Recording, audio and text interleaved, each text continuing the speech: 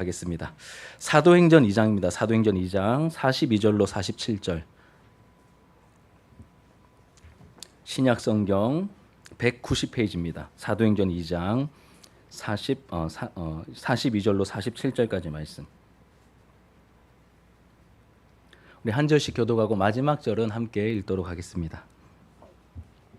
제가 42절을 먼저 읽을게요. 그들이 사도의 가르침을 받아 서로 교제하고 떡을 떼며 오로지 기도하기를 힘쓰니라.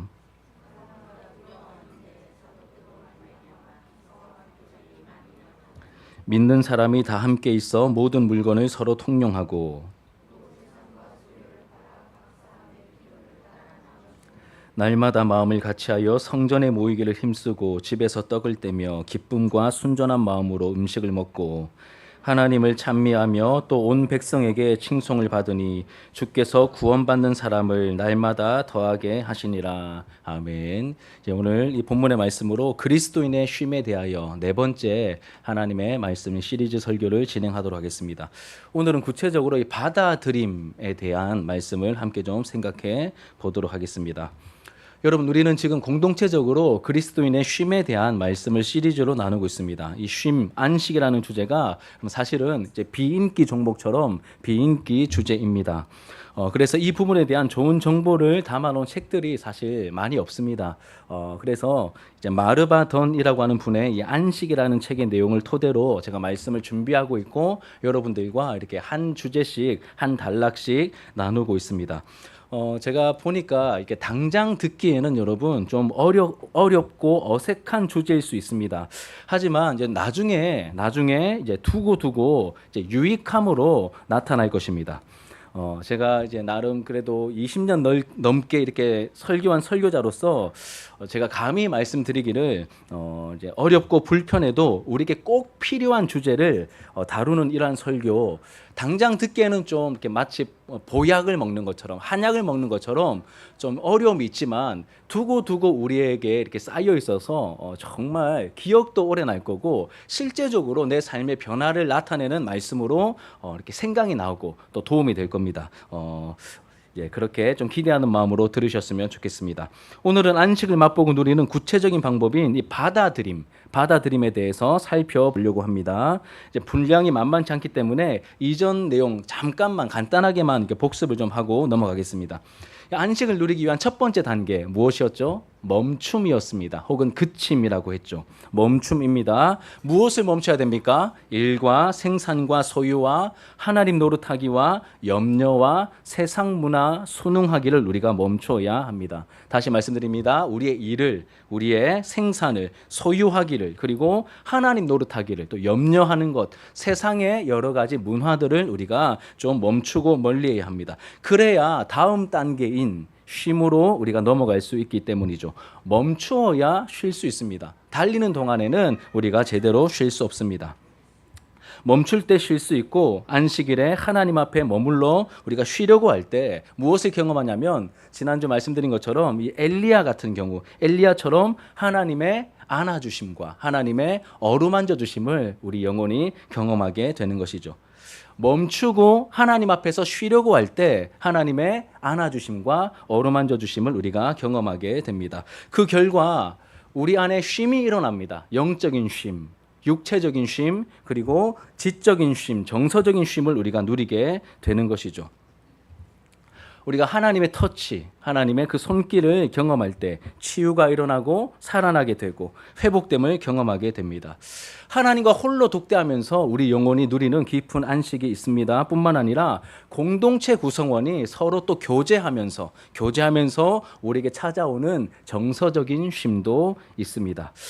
이렇게 교제하다 보면 우리가 무엇을 경험하게 되냐면 내가 혼자가 아니구나라고 하는 것을 경험하게 됩니다. 혼자 있으면 외롭잖아요. 정서적으로 불안해집니다. 근데 교제하다 보면 하나님과의 교제뿐만 아니라 우리 서로 간의 교제를 통하여 내가 혼자가 아니고 하늘 가족이 있구나라고 하는 것과 그리고 내가 또 누군가에게 도움이 되고 있다라는 사실로 말미암아 정말 깊은 정서적인 쉼, 전인적인 쉼이 우리에게 찾아오게 되는 것이죠. 이렇게 멈추어 쉴 때 우리의 생각에도 여백이 생기고 이렇게 막 사건 사고가 많이 일어나지만 이 모든 사건 사고가 하나님의 다스리심 안에서 일어나고 있는 것임을 우리가 깨닫게 되면서 또 지적인 쉼도 우리가 누릴 수 있게 되는 것이죠. 이때 우리는 쉼과 안식이 필요한 다른 대상들도 생각하게 됩니다. 늘 자기 문제, 자기 삶에만 쫓겨 살다가 이 쉼을 누리게 될 때 우리가 이제 여유가 생기는 거죠. 그러면서 다른 사람들도 보이기 시작합니다. 가족과 이웃 중에서 이 쉼을 누리지 못하고 있는 사람들이 생각이 납니다. 또 세상의 여러 가지 부조리한 구조와 대상들을 또 보게 됩니다. 제가 지난주에 설교하면서 이런 대상들이 말씀드렸죠. 기아로 죽어가고 있는 아이들. 그들에게 안식이 나타나고 있지 않지 않습니까? 이런 대상들이 생각나고 또 내전과 전쟁의 참사로 내몰린 난민들, 이런 사람들 우리가 생각하지 못하는데 안식일을 제대로 보내다 보면 그런 기아에 죽어가는 사람들, 아이들, 또 난민들, 그리고 이렇게 인권의 사각지대에 있는 불가촉 천민들 같은 이런 사람들 생각날 수 있습니다. 그리고 저도 이 주중에 이 말씀을 붙들고 기도하는데 정말 가까이 있는 한 대상을 놓쳤다라고 하는 깨달음을 주셨는데 누구냐면 북한 땅입니다, 여러분. 이 안식이 없는, 평강이 없는 그 북한 땅이 많이 생각나서 일주일 내내 그 북한을 위해서 많이 기도하게 되더라고요. 우리나라에 맡기신 어떤 과제이고 숙제이지 않겠습니까? 이렇게 여러분 우리가 멈추고 쉬는 가운데 우리 안에 영적인, 육체적인, 또 정서적인, 지적인 쉼이 일어남과 동시에 이 사회적인 쉼도 우리로 말미암아 나타나고 이루어지게 되는 것이죠. 여기까지가 우리 지난주에 함께 나누었던 말씀의 내용입니다. 오늘은 멈추고 쉬었다면 조금 더 적극적으로 이제는 받아들임이라는 이 부분을 살펴보겠습니다. 영어로 저도 이 책을 통하여 처음 이 단어를 접했는데 embrace라고 합니다. embrace 뭐냐면 포옹하다라는 뜻이라고 되어 있더라고요. 포옹하다, 안아주다, 포옹하다라는 뜻입니다. 허그가 아니라 더 깊게 안아주는 그런 느낌의 단어입니다. 이 세 번째 단계는 받아들임입니다. 이 받아들인다라는 단어, 이 저자는 이 마르바토는 이렇게 설명합니다. 받아들인다는 것은 무언가를 좋다고 생각하고 인정하는 수준이 아니라는 겁니다.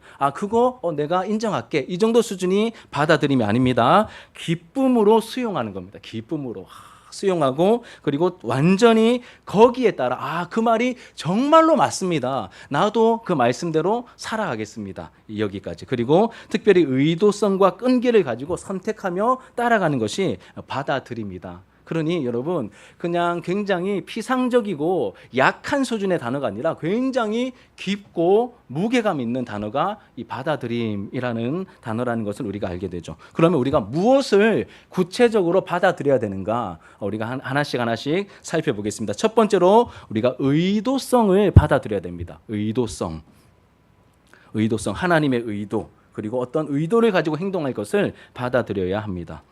이 말의 뜻은 여러분 안식일의 의도성을 받아들인다는 뜻입니다. 우리의 문화, 우리가 경험하고 있는 우리 삶에서 만나고 있는 우리의 문화는 주로 우리가 하는 일을 통해 우리의 가치를 평가합니다. 우리가 하는 일을 통해 우리의 가치를 평가하죠. 예를 들면 저 사람이 의사래, 저 사람이 검사래, 저 사람이 판사래, 저 사람이 교수래, 저 사람은 장사한대. 이렇게 그 사람이 하는 일을 통하여서 우리가 그 사람을 평가하고 또 평가를 받기도 합니다. 그런데 여러분 하는 일을 통하여 평가를 하는 것이 세상의 어떤 원리입니다. 그런데 안식일은 뭐 하는 날입니까? 아무것도 하지 말라고 하셨죠. 일을 안 합니다. 그러니 평가할 기준이 없어지는 거예요. 안식하니까. 일을 안 하니까 세상적인 평가 기준이 다 사라지게 되는 것이죠. 일을 멈춤으로 그 사람이 하는 일로 그 사람을 평가하지 못하게 하나님께서 만드신 겁니다. 그 하나님의 의도하심이죠. 이게 하나님의 의도하심이에요. 이런 의도성을 우리가 받아들인다는 겁니다. 그러니 다 귀한 거예요. 하는 일 때문에 평가하는 것이 세상의 원칙이라면 일을 멈추면서 모인 겁니다. 아무것도 안 하는 거죠. 그러니 다 똑같은 위치에 있는 것이고 다 귀한 하나님의 자녀로 우리가 받아들이게 되는 것입니다. 일을 하지 않아도 모든 사람이 하나님의 형상으로 창조되었다는 것만으로도 다 귀한 지체다. 인격적으로 대해야 된다. 이것을 배우게 되는 것이죠. 이러한 의도성의 의도성의 예를 이 마르바톤 이 교수님은 이 이야기를 합니다. 자기 집에 이렇게 주변에 사는 꼬마가 놀러 왔대요. 꼬마가 놀러 왔는데 이제 마르바톤의 집에 이 꼬마가 놀러 와가지고 아이가 이렇게 막 사부작거리는 아이들 막 가만히 안 있잖아요. 막 돌아다니고 막 온데 다 돌아다니지 않습니까? 이렇게 막 이렇게 생각나는 아이들이 있으시죠, 그렇죠? 이렇게 막 돌아다닙니다. 우리 교회 아이들처럼 막 돌아다니다가 뭘 찾고 있는 것처럼 막 돌아다녀요. 그래서 이 마르바톤이 얘야 너 뭘 도대체 왜 이렇게 돌아다니냐? 혹시 뭘 찾고 있냐? 뭘 찾고 있냐라고 물어보니까 이 아이가 말하기를 TV를 찾아요. 왜 아줌마 집에는 TV가 없어요? TV를 못 살 정도로 아줌마는 가난한 거예요. 이렇게 아이가 얘기를 했다고 합니다. 그러자 이제 이것이 의도성이 좋은 예라고 이 교수님이 적어 놓으셨는데, 왜냐하면 대부분의 가정이 TV가 있지 않습니까? 그런데 이 마르바톤 교수님은 일부러 TV를 의도적으로 설치를 안 한 거예요. 왜 설치를 안 했을까요?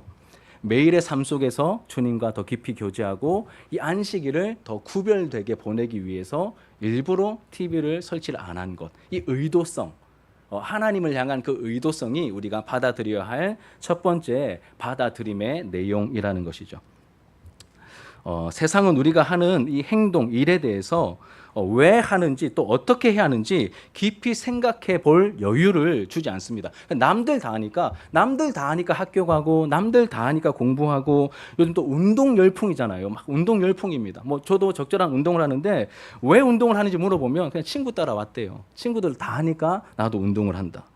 돈은 왜 버는지, 그리고 오후에 이제 오후 예배 때 우리 다루겠지만 이게 결혼에 대해서, 간음에 대해서, 결혼에 대해서 다룰 텐데, 결혼은 왜 하는지 생각하지 않고 남들 다 하니까, 주변에서 하라고 하니까 그냥 하는 식의 행동들을 하게 된다는 것입니다. 이 세상의 흐름을 따라가는 것이죠.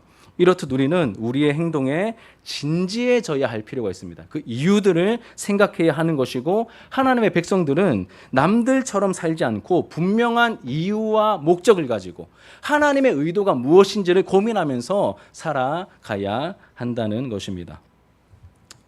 그래서 이렇게 의도적으로 하나님께 기쁨이 되고 영광이 되는 삶을 살아가기 위해서 애를 쓰는 분들이 많이 있죠. 여러분 아실 만한 예를 들면 우리 연예인들 중에 우리 션 같은 경우에 자기 명의로 된 집이 없는 걸로 제가 알고 있습니다. 돈을 막 수억씩 수십억씩 기부하는데 자기는 집이 없어요. 왜 그럴까요? 의도된 것이죠. 하나님의 백성은 이렇게 살아가는 거야. 이것을 의도적으로 나타내기 위해서 일부러 소유를 이렇게 절제하는 것입니다. 그런 크리스천 연예인들, 혹은 입양하는 우리 시네라 차인표 씨 같은 경우에 이렇게 입양하여서 그렇게 하나님의 어떤 그 의도들을 담아내려고 하는 그 받아들임의 모습들을 또 보게 됩니다. 예를 들면 이런 것들이 있다는 것이죠. 이렇게 안식일을 제대로 지키기 위해 다른 사람들이 하는 일들을 우리는 하지 않고 멈추기로 하는 것부터가 의도성이 담긴 행동이 되는 것입니다. 주일에 소유를 멈추기 위해서 제가 뭐 하지 말자고 했습니까? 주일에는 쇼핑하지 말자. 상거래나 쇼핑하지 말자라고 말씀을 드렸습니다. 누군가 손님이 왔을 때 대접하는 그러한 지출은 괜찮습니다. 나의 소유를 증식시키기 위한 어떤 상거래는 주일에는 멈추자. 의도성이 있는 행동이죠. 그리고 우리 한 세대 전, 저희 부모님 세대, 저도 영향을 좀 받긴 했는데, 우리 한 세대 전 우리 믿음의 선배들은 주일에 돈을 쓰지 않으려고 굉장히 노력 많이 하셨습니다. 아마 그런 경험 있으시죠. 예전에는 여러분 주일에 돈 쓰다 걸리면 장로님들한테 막 혼났습니다, 여러분. 어딜 주일에 돈을 쓰냐고 막. 왜 그런 걸까요? 물론 이렇게 조금 이렇게 변질되어서 율법적으로 좀 흐른 경향이 있긴 있는데, 그만큼 하나님 앞에서 깨어 있기 위한 어떤 행동으로서, 그리고 또 좋은 면도 있었다는 것. 또 제 기억으로는 제가 어렸을 때 다녔던 교회 이렇게 여러 어른들이 어떤 행동을 했었냐면 꼭 토요일 저녁에 목욕탕을 가시더라고요. 토요일 저녁에. 그런 경험 있으십니까? 저도 그런 경험 있거든요. 토요일 저녁에 목욕탕 갑니다. 왜 토요일 저녁에 목욕탕 갈까요? 내일이 주일이기 때문에 깨끗하게 씻고 그래 교회 가겠다라고 하는 그 마음을 담은 의도적인 하나하나의 행동들. 큰 굵직한 행동이 될 수도 있고 작은 사소한 행동이 될 수도 있겠지만, 이러한 의도를 가진 행동을 하기로 우리가 받아들이는 것. 이것이 첫 번째 내용입니다. 이런 의도를 가진 작은 행동들이 우리의 정체성을 지켜주죠. 우리의 정체성을 우리에게 정체성을 심어주거나 지켜주고 우리의 신앙이 살아있도록 만듭니다. 두 번째로 우리가 받아들여야 될 내용은 이것입니다. 두 번째로는 기독교 공동체의 가치를 받아들이는 것입니다. 기독교 공동체의 가치. 다시 말하면 하나님 나라의 가치를 받아들이는 것이죠. 안식일에 우리는 소극적으로는 세상 문화에 순응하기를 우리가 멈춘다고 했죠. 그럼 적극적으로 어떻게 해야 될까요? 세상 문화에 순응하는 것을 멀리하고 멈췄다면 우리가 적극적으로 해야 될 행동은 하나님 나라의 가치, 기독교적인 가치를 이제 받아들이는 것입니다. 선택하고 받아들이는 것. 이것이 두 번째 받아들임의 내용입니다. 그리고 이것을 가장 잘 보여주는 본문이 우리가 함께 읽은 이 사도행전 2장 후반부에 나오는 초대교회 공동체의 모습입니다. 우리가 뭐 요 내용들 하나하나 다 살펴보면 좋겠지만 이게 시간 관계상 또 우리가 예전에 사도행전 강의하면서 한번 살폈기 때문에 그냥 좀 넘어가도록 하겠습니다. 전체적인 내용은 좀 넘어가고요. 자세하긴 다루지 않겠습니다. 그럼 역사 속에 최초로 등장하게 된 이 예루살렘 초대교회의 모습. 굉장히 아름답고도 충격적인 공동체의 모습을 우리에게 보여줍니다. 아, 이런 게 하나님 나라겠구나. 감을 잡도록 우리에게 일부러 보여주신, 그리고 교회가 지향해야 할 모델로서 우리에게 보여주신 초대교회 공동체의 모습입니다. 그럼 세상은 뭐 세상이라고 표현할 것도 없고 우리의 본성은 우리는 자기 것을 챙겨야 한다라고 속에서 속삭이죠. 하지만 교회는 어떻게 행동합니까? 모든 물건을 서로 통용하고 있습니다. 이 세상 가치와 하나님 나라 가치의 차이입니다. 세상은 힘센 사람, 공로가 많이 들어간 사람이 더 많이 가져가는 걸 당연하게 여기지만 교회는, 이 초대교회는 소유를 팔아서 각 사람의 필요를 따라 나누어 주고 있습니다. 공로가 많은 사람임에도 불구하고 내가 더 많이 가지겠어 하면 세상에서는 오케이, 너 많이 했으니까 많이 가져 할 텐데 교회에서는 똑같이 필요한 만큼 가져가는 이러한 모습들. 그 세상은 이 바쁜 세상에, 이 바쁜 일정에 어디 모일 시간이 있냐고 그냥 알아서 그냥 해라 이렇게 말할 텐데 교회는 어떻게 행동합니까? 마음을 같이하여 모이기에 힘쓰죠. 성전에서도 모이고 가정에서도 집에서도 모였다라고 말합니다. 여러분 오늘날 대부분의 우리 믿는 성도들, 크리스천들은 예배가 끝나면 빠르게 흩어져 집에 가기 바쁩니다. 물론 우리 교회는 그렇지는 않은 것 같습니다. 그런데 많은 이게 큰 교회들일수록 예배가 마치자마자 빨리 자기가 하던 그 일자리로 돌아가서 이제 소유를 증식시키거나 개인적인 즐거움을 누리는 자리로 냉큼 돌아가 버리죠. 다른 사람을 돌아보기 위한 거룩한 낭비를 하지 않습니다. 그냥 이제 자기 챙기기에 바쁜 것이죠. 이렇게 말씀에서 멀어진 여러분, 이 초대교회가 보여주는 이 모델로서 보여주신 이 말씀에서 멀어진 신앙생활을 하다 보니까 우리 신앙생활에 뭐가 사라질까요? 능력이 사라집니다. 아니 말씀대로 따라가야 능력이 깃들 텐데 말씀과 멀어진, 그러니까 우리 편한, 나 편하고 우리 편한 대로 우리가 결정해버리고 신앙생활을 하다 보니까 점점 능력이 사라져가고 교회도 점점 힘을 잃어가게 되는 것이죠. 교회다운 모습이 점점 사라지게 되는 것입니다. 그래서 우리는 말씀을 따라가야 하는 것이죠. 이런 초대교회의 여러 가지 파격적인 모습에도 불구하고 가장 우선된 특징이 뭐냐면 초대교회는 예배하는 공동체였다는 것입니다. 예배하는 공동체였습니다. 우리 42절 말씀 같이 한번 읽겠습니다. 시작. 그들이 사도의 가르침을 받아 서로 교제하고 떡을 떼며 오로지 기도하기를 힘쓰니라. 사도의 가르침을 받습니다. 서로 교제합니다. 떡을 떼며, 이거는 성찬을 표현할 때 표현하는 그런 이제 단어입니다. 그리고 오로지 기도하기를 힘쓰니라. 또 47절에 보면 하나님을 찬미했다라고 말합니다. 예배 공동체임을 보여주는 것이죠. 하나님의 말씀을 배우고 따르기로 헌신된 공동체. 그래서 예배하고 교제하며 기도하기에 힘쓰는 예배 공동체가 이들의 가장 우선적인 정체성이었습니다. 구약 시대에도 안식일에 모이는 첫 번째 이유가 뭐였죠? 성회로 모이는 이유, 하나님을 예배하기 위해서였고, 신약시대 하나님의 백성들, 이 교회 공동체도 마찬가지였습니다. 우리는 살아계신 삼위 하나님 앞에서 우리의 정체성을 기억합니다. 하나님 부르셔서 왔습니다. 우리는 하나님의 백성들입니다. 이 정체성을 기억하고 은혜 보좌 앞으로 나아가 하나님께서 우리를 위해 말씀하시는데 우리를 위해 행하신 일들에 대해서 들을 때마다 이 죄인들을 구원하기 위해서 하나님 이토록 놀라운 일들을 행하셨습니다. 우리의 영혼이 그 말씀을 듣고 기뻐하며 축하 축하하게 되죠. 야, 이 모든 일들이 다른 대상이 아니라 나를 위한 하나님의 역사였구나. 나를 위한 하나님의 일하심이었구나. 이것이 다가와서 믿어져서 우리가 기뻐하게 되고 하나님 앞에 축하하며 힘과 시간과 물질을 아낌없이 드리는 예배를 하게 되는 것이죠. 이렇게 하나님을 예배하고 선포되는 말씀과 기도를 통해 하나님을 알아갑니다. 하나님을 알아가고 우리가 따라야 할 가치가 무엇인지 배우게 되고 선택하며 받아들이게 됩니다. 하나님의 말씀을 받아들이게 되는 것이죠. 그러는 가운데 여러분, 이렇게 예배하면서 하나님을 알아가고 이렇게 말씀을 듣고 우리가 다rum을 받는 가운데 하나님께서 말씀하신 그 하나님 나라의 가치를 따라 살아가지 못했던 내 모습을 깨닫게 되겠죠. 나누라 하셨는데 나는 여전히 가지려 했고, 모이기에 힘쓰라 하셨는데 나는 여전히 막 내 개인적인 일정에 바빴고, 하나님을 많이 생각하지 못했던 내 모습이 드러나니 우리가 무엇하는 자리에 이르게 될까요? 회개하는 자리에 이르게 됩니다. 하나님 앞에 회개하게 됩니다. 그래서 여러분 이렇게 마르바돈이라고 하는 분이 저도 잘 몰랐는데 이분에 대한 정보를 좀 찾아보니까 뭐 교수님이기도 한데 이제 영성 신학자입니다. 여성 영성 신학자인데 미혼이세요. 미혼. 결혼 안 하셨어요.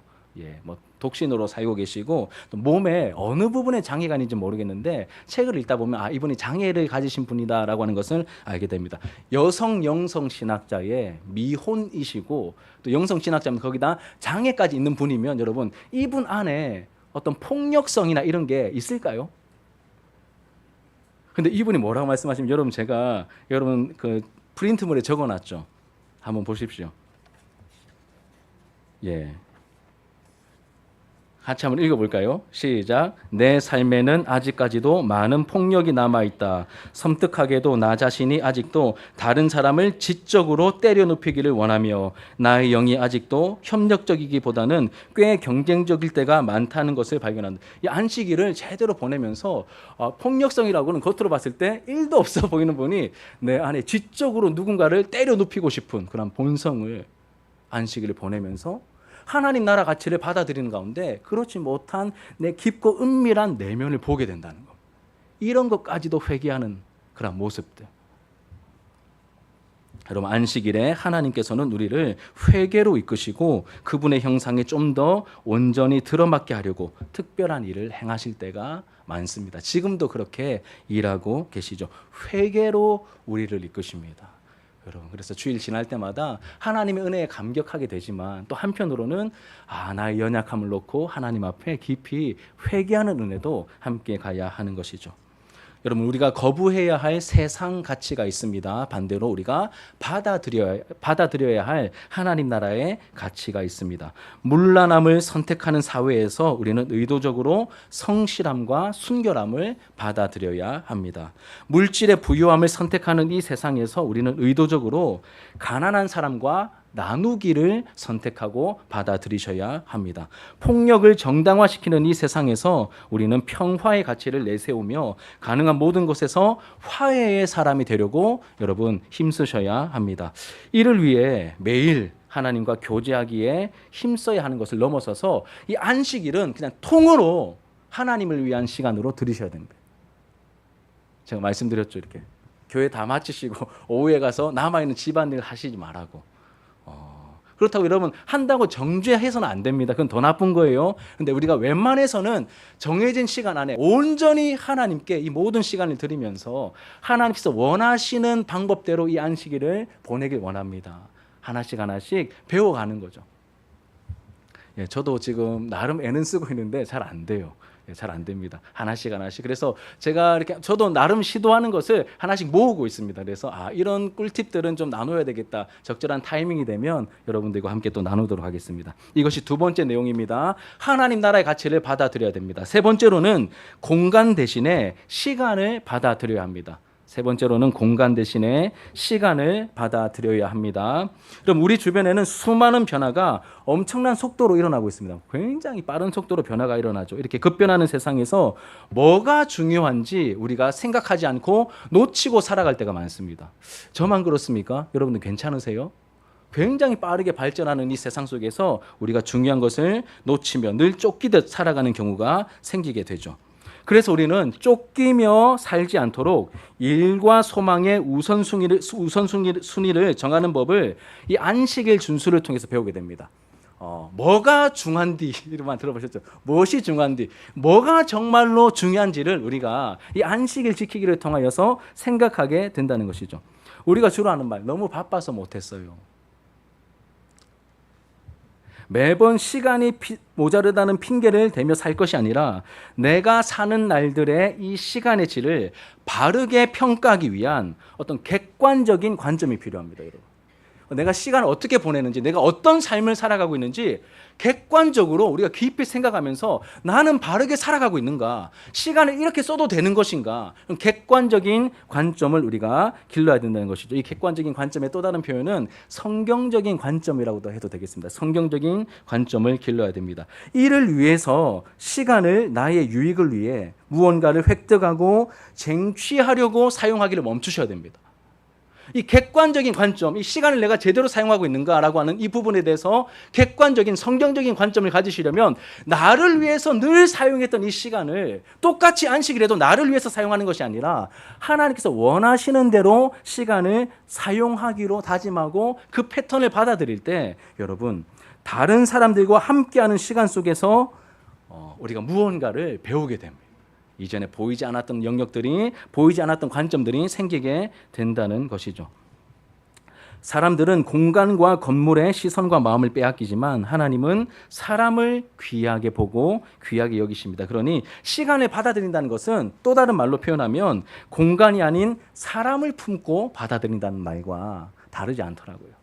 시간을 받아들인다는 말은 결국 그 시간을 다른 사람과 함께하는 일에 사용하는 것이기 때문에 시간을 받아들인다는 말은 연약한 사람을 내가 품는다, 받아들인다는 말과 다르지 않습니다. 우리가 안식일을 지키면서 얻는 기쁨 가운데 하나는 우리가 자신의 일을 멈추고 영적인 쉼에 집중하게 될 때 하나님께서 이 날에 우리 곁에 두신 사람들에게 좀 더 깊은 관심을 가질 수 있도록 인도하십니다. 늘 같이 있던 사람들인데 그냥 형식적으로 예배 땡 드리고 돌아가던 사이가 이젠 그런 패턴을 버리고 하나님께서 원하시는 대로 그 시간을 사용하기 시작할 때 함께 예배 드리고 함께 속해 있던 이 공동체 구성원들이 다시 보이기 시작합니다. 하나님께서 내 곁에 두신 이 존재, 이 지체의 어떤 존귀함과 그 가치들이 이전엔 몰랐어요. 그런데 안식일을 제대로, 이 안식하는 주일을 제대로 보내다 보면 그 존재의 가치가 새롭게 드러나고 나타나게 된다는 것입니다. 여러분, 안식일은 선물이잖아요. 이 쉼은 선물입니다. 우리에게 하나님께서 주신 선물인데 이 선물과 같은 하루를, 이 선물과 같은 시간을 다른 사람을 위해서 사용할 때 그 선물이 더 귀하고 놀랍게 사용된다는 것이죠. 우리가 사람을 받아들이는데 시간을 보낼 때 그들에 관해 새롭고 놀라운 것들을 발견하게 됩니다. 그럼 늘 그냥 피상적으로 쟤는 까불이, 저 사람 그냥 이래 좀 부정적인 사람이야 이렇게만 봤는데 깊이 그 사람과 함께 시간을 보내며 은혜 안에 거하다 보면 그 사람의 새로운 면이 보인다는 거죠. 그냥 안 됩니다. 그냥 안 됩니다. 우리는 안식하는 주일에 다른 스케줄을 잡지 않아야 됩니다.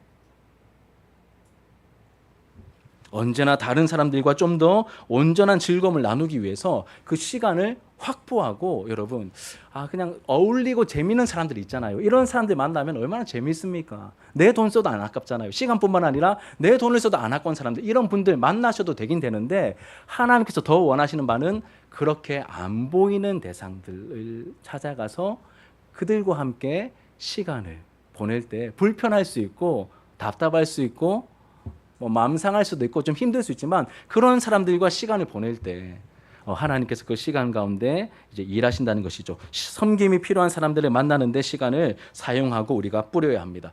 그래서 저는 이거를 지난주에는 거룩한 낭비라고 표현했거든요. 거룩한 낭비. 우리의 시간을 마치 낭비하는 것처럼 그 사람하고 함께 있으면 재미도 없고 막 시간 아깝고 때로는 내 돈 써야 되고 아까울 수 있는데 그게 아니라 거룩한 낭비를 하나님께서 원하시니 안식일에는 내 걸 쌓는 시간이 아니라 나에게 주신 것을 쓰는 시간이니 또 나는 청직이니까 쓰는 거예요.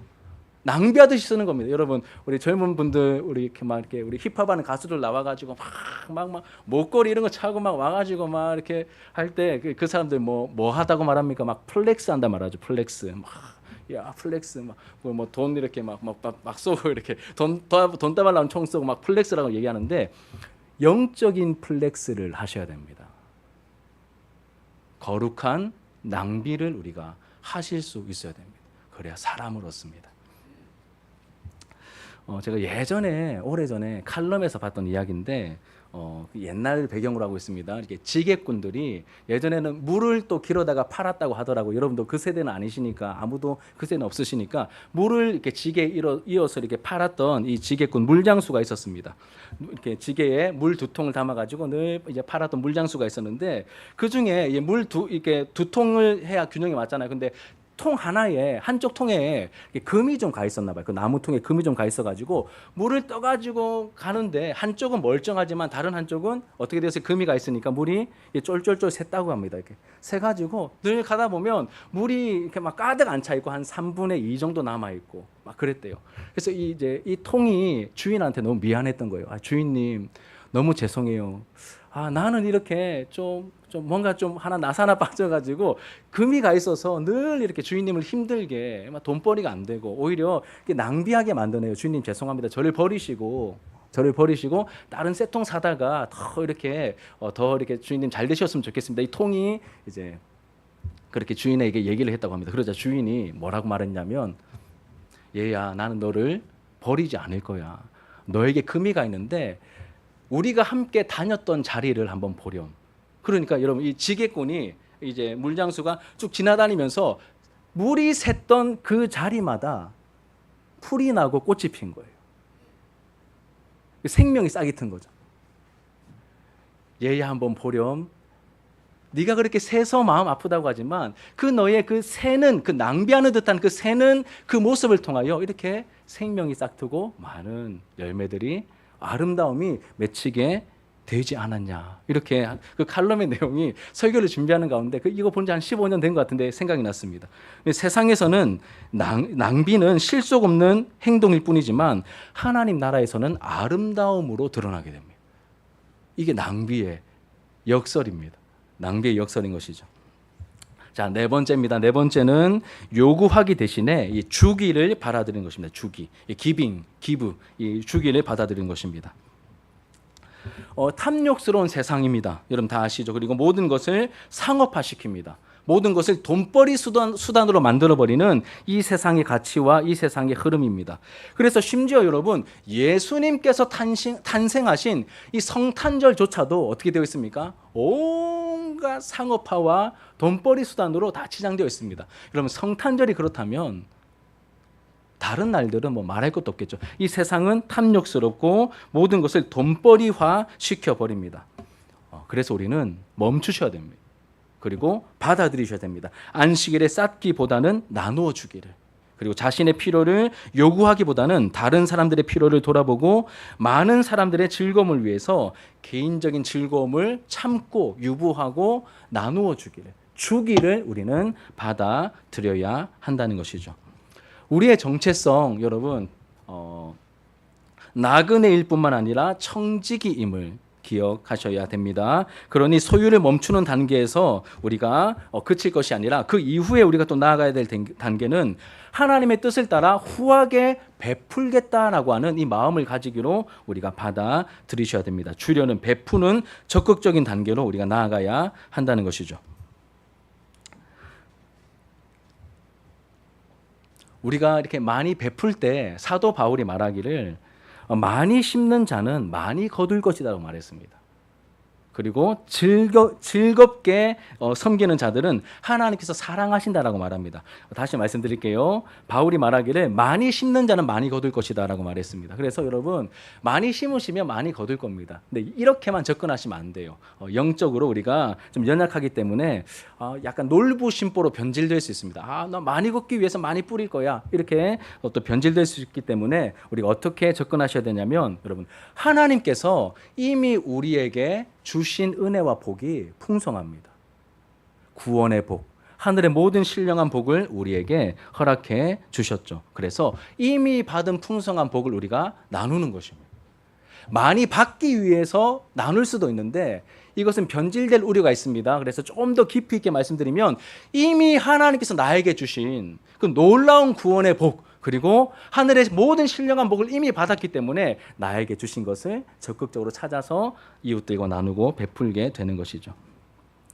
그러면 여러분, 우리가 흘려보내다 보면 나에게 있는 것 보잘것 없어 보이지만 이것을 하나님의 뜻에 따라 나누기로 받아들이고 나누다 보면 어떤 일들이 벌어질까요? 내가 나누는 것을 받는 사람이 생기겠죠. 받는 사람이 생깁니다. 그래서 이 마르바돈이라고 하는 이 여성 신학자는 여러분 자기의 경험을 가지고 이렇게 말합니다.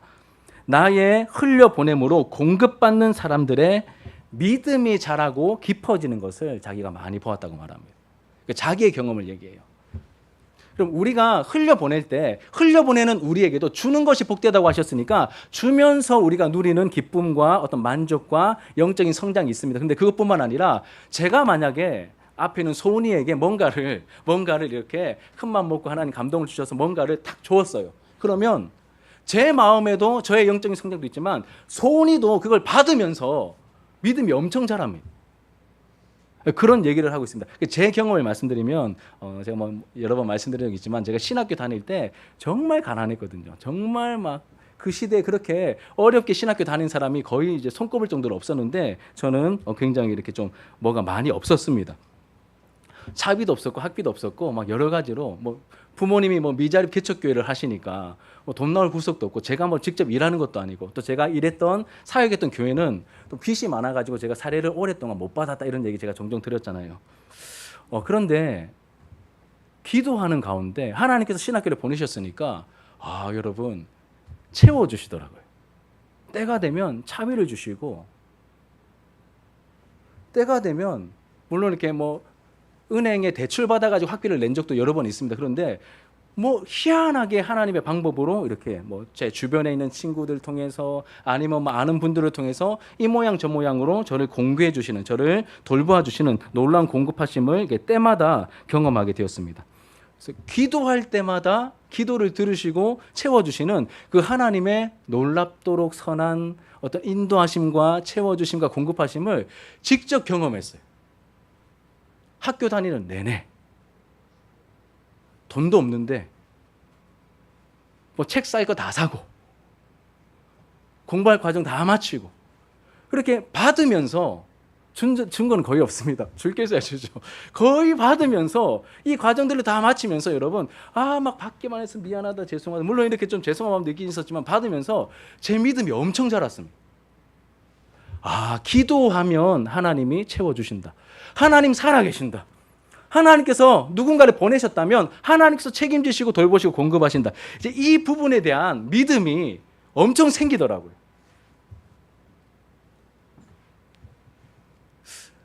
그래서 없는 가운데 결혼도 할 수 있었고 없는데도 개척을 할 수 있었습니다. 그럼 없는데 저에게 뭐가 있었을까요? 믿음이 있었거든요. 근데 이 믿음 어떻게 생긴 겁니까? 다른 누군가가 저에게 주기를 선택하고 주는 것을 제가 받은 거예요. 물론 저도 준 적 있지만 받으면서 믿음이 자라는 겁니다, 여러분. 그러니 이런 은혜의 선순환이 우리 공동체 안에서 계속해서 일어날 수 있도록 우리가 이 받아들임, 이 부분에 대한 이 주기를 받아들이는 이 부분도 우리가 잘 기억하셔야 됩니다. 그래서 여러분 꼭 돈만 줄 수 있는 게 아닙니다. 여러분 돈 얘기하면 우리가 민감해질 수 있는데 돈만 줄 수 있는 게 아니라 우리가 어떤 선물을 준비해서 이웃들에게 줄 수도 있고 편지를 써서 마음을 줄 수도 있고 또 이 마르바토는 이제 본인이 꽃을 좀 다룰 수 있나 봐요. 꽃을 선물로 줄 수도 있고 그리고 쿠키를 구워서 만들어 줄 수도 있고 우리가 줄 수 있는 게 나눌 수 있는 게 얼마든지 많이 있다는 것이죠. 자, 다섯 번째로 우리의 삶의 소명을 우리가 받아들여야 됩니다. 소명을 받아들여야 됩니다. 여러분 우리가 처해 있는 상황이 결혼을 했든 아니면 미혼이든 독신이든 상관없이 각각 하나님의 은혜를 전하는 특별한 통로와 하나님을 섬기는 특별한 기회로 우리가 지금 쓰임받고 있습니다. 이런 의미에서 안식일은 우리에게 허락하신 특별한 환경이 선하다는 것을 우리가 받아들이는 날이 됩니다. 내가 어떤 형편에 있든지 간에 하나님은 여전히 다스리시고 하나님은 여전히 선하시다라고 하는 것을 우리가 받아들이게 되는 것이죠. 실수하지 않으시는 하나님의 선한 계획과 섭리 안에서 나를 부르신 자리가 있습니다. 여러분, 하나님 실수하지 않으심을 믿으십니까? 예, 실수하지 않으시죠. 그렇죠? 하나님 실수 안 하십니다. 나를 실수하지 않으신 하나님께서 선한 계획과 그 섭리 안에서 나를 부르시거나 나를 보내신 자리가 있습니다. 지금 내 모습은 그러니까 저와 여러분들의 현재의 모습은 하나님의 실수가 아니라 하나님의 뜻 가운데 있다는 사실을 우리가 받아들이는 것. 이것이 다섯 번째 받아들임입니다. 우리를 부르신 모습, 우리를 부르신 그 소명을 받아들이는 것이죠.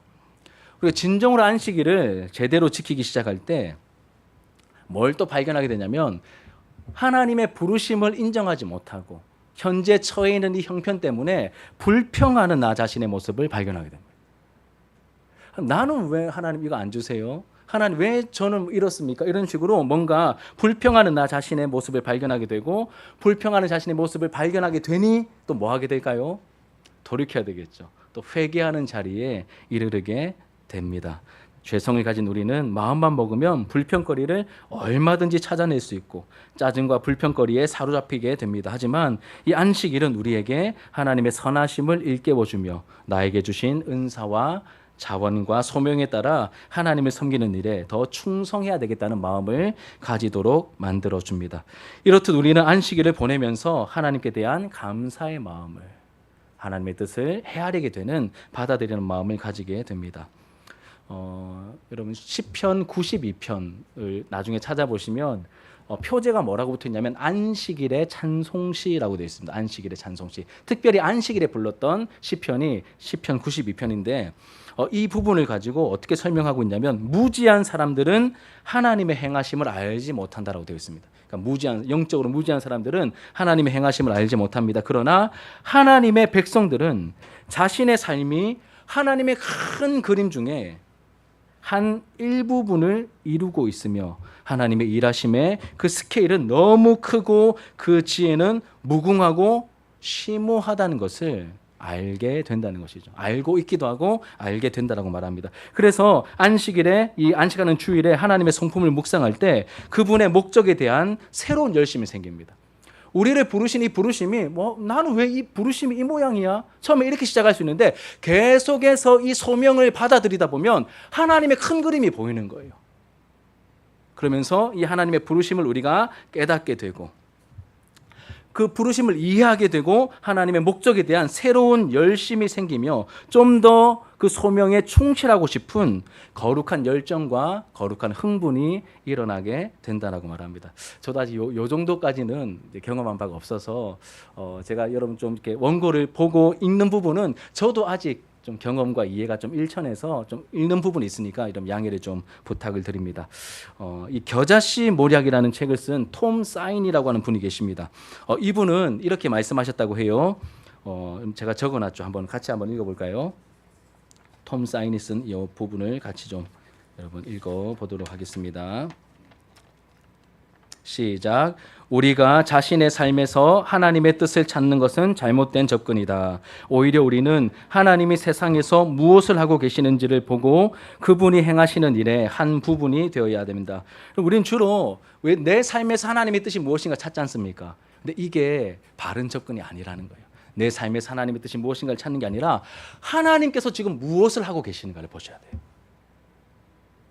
그 가운데서 내 위치가 무엇인지를 찾으셔야 됩니다. 이게 훨씬 더 심오한 단계입니다. 하나님 나는 어디로 가야 될까요? 나는 무슨 직업을 구해야 될까요? 이렇게 구하는 것 자체가 잘못된 건 아닌데 더 풍성하고 더 깊은 단계는 하나님께서 지금 무슨 일을 하시는가를 생각하는 겁니다. 완전 지평이 달라지죠. 접근 방식이 패러다임이 완전히 바뀌게 됩니다. 그 가운데서 하나님 내 위치는 어디입니까?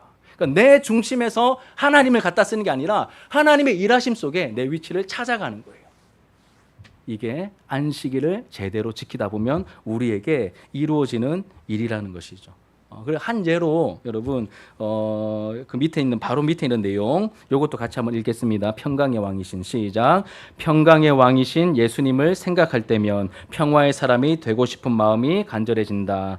우리 사회의 폭력성이 점점 더 싫어지고 내 속에서는 지역사회에 더 나아가 세계를 위한 화해의 대리자로 섬기고 싶은 열망이 점점 더 커진다. 하나님의 사랑과 치유의 성품을 더 깊이 묵상할수록 그분을 닮고 싶은 마음이 더 간절해진다. 따라서 안식일을 지킬 때마다 하나님이 내 삶에 주신 소명에 대한 이해와 열심도 깊어진다. 이게 구체적인 예를 드는 겁니다. 하나님이 생각할 때마다 하나님 평화의 왕이시잖아. 그럼 나는 지금 어떤 마음을 가지고 살아가고 있는지, 내가 하나님과 함께 하기 위해서 나는 어떤 마음을 가져야 되고, 나는 어디를 보고 있어야 되고, 무슨 영역을 위해서 기도해야 되고, 나는 또 무엇을 준비해야 되고 무엇을 해야 될지 하나님의 성품과 일하심을 생각하면서 거기에 맞추어가는 모습이 우리에게 이제 필요하고 안식일에 그러한 일들이 이루어지게 된다는 것을 말하고 있습니다. 이제 마지막 6번째입니다. 마지막 6번째는 이 온전함 혹은 이 샬롬을 받아들여야 한다는 것입니다. 샬롬을 받아들여야 합니다. 우리는 모두 여러분 샬롬을 원하죠. 평안을 원합니다. 평안 혹은 평강을 원합니다. 그런데 이 평안을 문제없는 고요한 상태 정도로 생각하시면 성경적이지 않습니다. 샬롬은 단지 갈등이 없는 상태가 샬롬이 아닙니다. 하나님과의 화목에서 이 샬롬이 시작됩니다. 그리고 모든 관계, 심지어 원수와의 화목까지도 샬롬은 포함하고 있습니다. 그리고 부족함과 불안함이 없는 그 온전한 상태를 샬롬이라고 말합니다. 그러니까 여러분 하나님의 생명과 하나님의 은혜로 충만한 그 상태가 샬롬입니다. 그냥 단지 갈등이 없는 상태가 샬롬이 아닙니다. 갈등이 없을 뿐만 아니라 하나님의 생명과 하나님의 은혜로 충만한 그 상태가 바로 성경이 말하는 이 샬롬입니다. 그 샬롬, 이 온전함을 우리가 받아들여야 한다는 것이죠. 지금 내 상황과 내 형편은 전혀 그렇지 않을지라도 하나님께서 샬롬을 이루실 거야 라고 하는 것을 우리가 받아들이셔야 한다는 것입니다. 그럼 연약한 우리가 이 온전함, 이 샬롬을 경험하는 것, 이 안정감을 경험하는 것은 주로 무엇을 통해서냐면 질서를 통해서입니다. 질서. 이 질서는 모든 것이 잘 관리되고 있으며 무슨 일이 일어나든지 더 큰 계획 안에 있기 때문에 거기에 대처할 수 있다는 안정감을 줍니다. 여러분 이 질서는 안정감을 줍니다. 하나님의 다스리심 속에 나타나는 이 질서는 우리에게 안정감을 주죠. 일주일에 한 번씩 찾아오는 이 안식의 리듬이 중요한 것도 우리에게 이 질서의 안정감을 줍니다. 안식일을 이 주일 성수를 제대로 하게 될 때 이 영적인 질서의 안정감을 우리가 경험하게 되는 것이죠. 그럼 하나님은 질서의 하나님이시잖아요. 창조의 질서가 있지 않습니까? 또 성령님은 우리 안에 역사하실 때 이 창조의 빛을 비추셔서 이 무질서한 우리의 마음에 창조의 빛을 비추셔서 질서를 잡아주시는, 뭐가 우선되어야 되는지 우선순위를 잡아주시는 질서의 하나님이십니다. 그렇기 때문에 우리 삶에서 이 샬롬을 가져다주는 이 질서가 잡히게 하려면 우리가 안식일에 초점을 하나님께 맞추셔야 됩니다. 하나님께 초점을 맞추고 다른 모든 것에 적절한 우선순위를 우리가 부여해야 하는 것입니다. 그러면 이 안식일 지키기는 하나님이 우리 삶에서 가장 높은 자리에 계셔야 되고 그 아래서 모든 것들이 하나씩 질서가 잡히게 만드신다는 것입니다. 여러분 여러 가지 이유로 현재 상황에서 이 샬롬을 경험하고 있지 못할 수 있습니다. 이 평안함을, 이 샬롬을, 이 온전한 쉼을 경험하지 못할 수도 있습니다. 하지만 하나님께서 샬롬을 주실 것을 믿음으로 우리는 이 샬롬을 받아들이셔야 합니다. 이게 굉장히 중요한 이 마지막 6번째의 결정적인 특징입니다. 지금 내 삶은 엉망이에요. 막 갈등이 있고 불편함이 있고 뭐가 안 풀리고 막 이렇게 직장을 구하고 있는데 직장이 막 구해지지도 않고 막 나름 열심히 일을 하지만 되는 건 없고 막 그럴 수 있습니다. 그럼에도 불구하고 이 온전함 샬롬을 받아들이라고 말씀하십니다. 이유가 있습니다. 너희들 내 말이니까 들어! 하나님께서 이렇게 접근하지 않으십니다. 이유가 있습니다. 여러분 성경에서 가장 참혹했던 시기를 꼽으라면 나라가 망할 때겠죠. 나라가 망할 때입니다. 나라가 망해서 성전이 파괴되고 유린당했던 그 시기가 이제 성경에 나오는 가장 참혹한 샬롬이 없던 그러한 시기였습니다. 이스라엘은 망해버렸고 포로로 끌려갔죠. 땅은 초토화되었습니다. 하지만 눈에 보이는 게 전부가 아니었습니다. 눈에 보이는 게 전부가 아니었죠. 백성들은 끌려갔지만 하나님은 하나님의 일을 하고 계셨습니다. 포로로 끌려간 70년 동안에 그 땅이 강제로 안식합니다.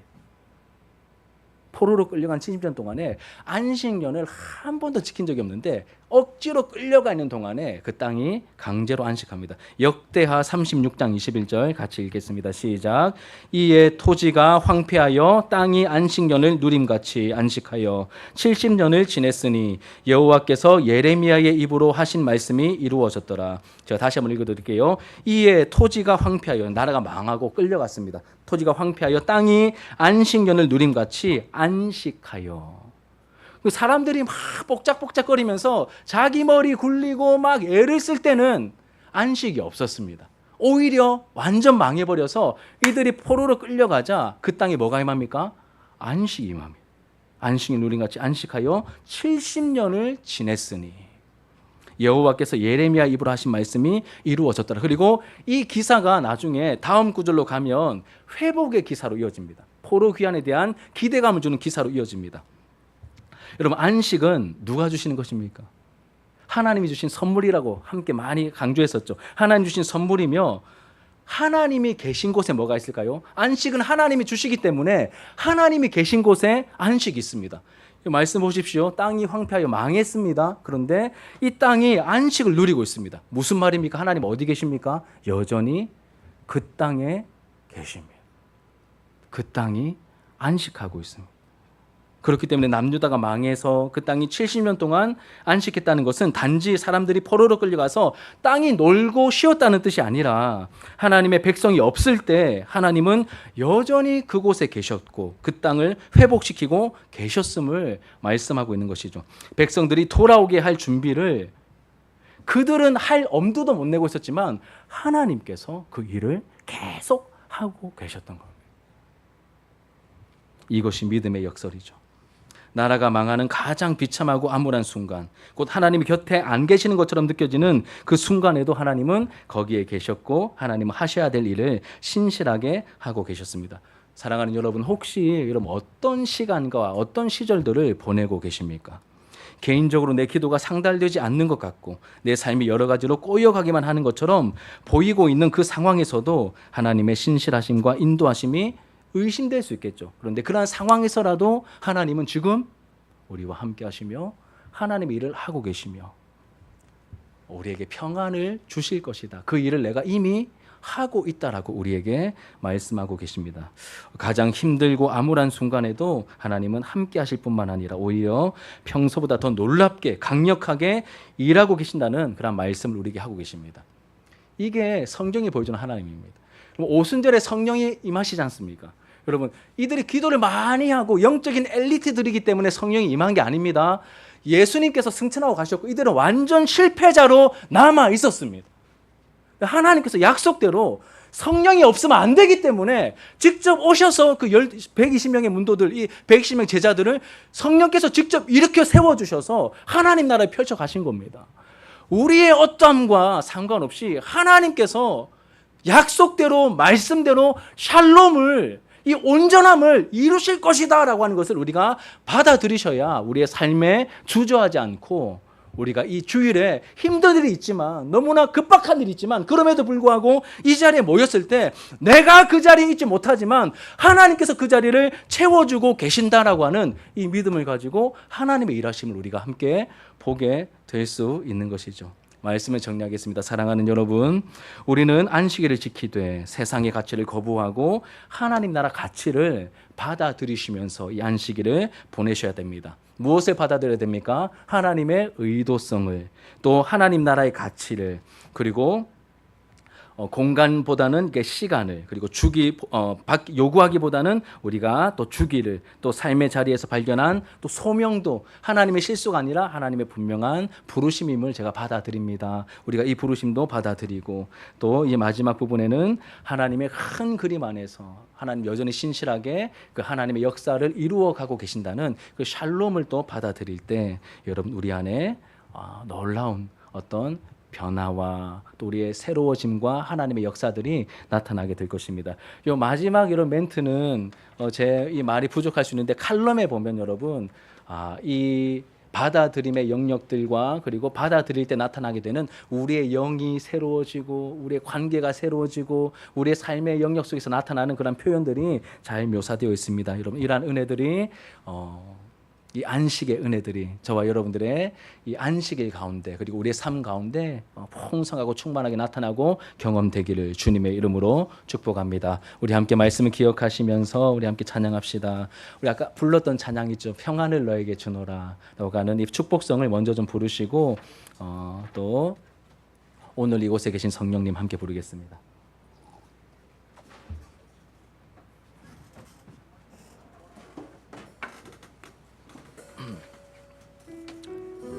먼저 평안을 나에게 주노라라고 여러분 가슴에 손을 얹으셔도 되고 그렇게 한번 찬양합시다.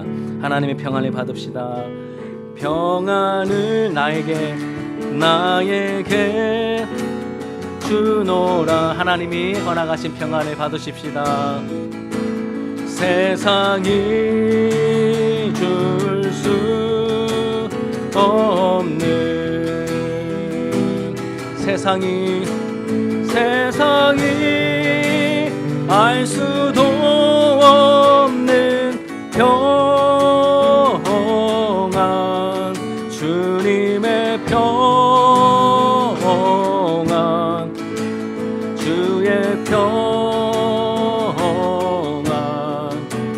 평안을 내게 주노라. 우리 한 번 더요. 평안을 너에게 주노라.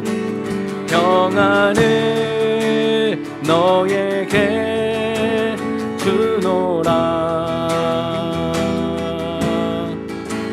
세상이 줄 수 없는 세상이 알 수도 없는 세상이 알 수도 없는 평안, 주님의 평안, 주의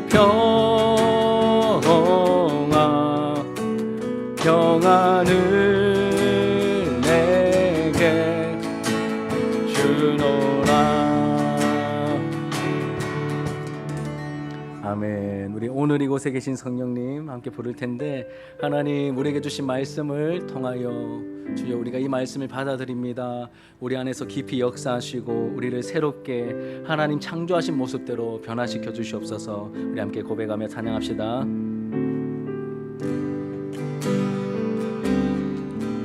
오늘 이곳에 계신 성령님, 우리에게 말씀하시고 우리 가르치소서. 닫힌 우리 마음 열어주시고 주의 빛으로 밝혀 우리를 인도하소서. 오늘 이곳에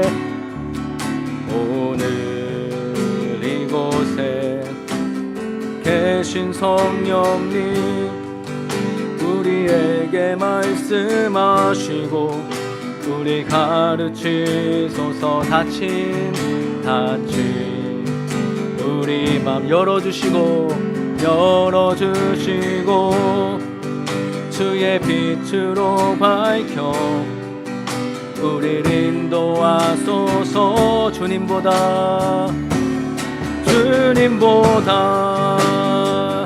앞서지 않고